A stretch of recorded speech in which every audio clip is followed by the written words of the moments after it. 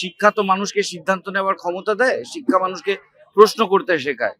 এবার শিক্ষকদেরকেই যদি সরিয়ে দেওয়া যায় সিস্টেম থেকে, শিক্ষকদেরকেই যদি রাস্তায় বসিয়ে দেওয়া যায়, তাহলে তো শাসকদের কাজ অনেক সুবিধের হয়। রাজ্য সরকার যেটা ভয় পাচ্ছে সেটা হচ্ছে সাধারণ মানুষ প্রত্যেকের শিক্ষার যে সাম্য, যেটা আমাদের মধ্যে যে স্যার ছিলেন তিনিও বললেন যে রাজতন্ত্র আবার প্রতিষ্ঠা হবে অন্যভাবে।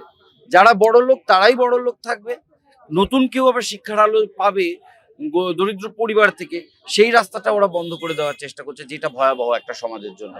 বিচারপতি অভিজিৎ গঙ্গোপাধ্যায়ের হয়েও সাফাই গাইবার নেই, বা তৃণমূল কি বলছে সেটার উপরও আমার বিশেষ প্রশ্ন নেই। আমার শুধু প্রশ্ন, ওই যে অর্পিতা দেবীর খাটের তলায় পয়সাগুলো পাওয়া গেছিল, ওগুলো কিসের ছিল? যারা যোগ্য প্রার্থী তাদের কি হবে? যারা ফুল মার্কস পেয়ে চাকরি পেল না তাদের কি হবে? এতগুলো স্কুল বন্ধ হয়ে গেল, সেগুলোর কি হবে? আর সাধারণ ছেলে মেয়ের পড়াশোনার কি হবে? টাকা না থাকলে কি পড়া যাবে না?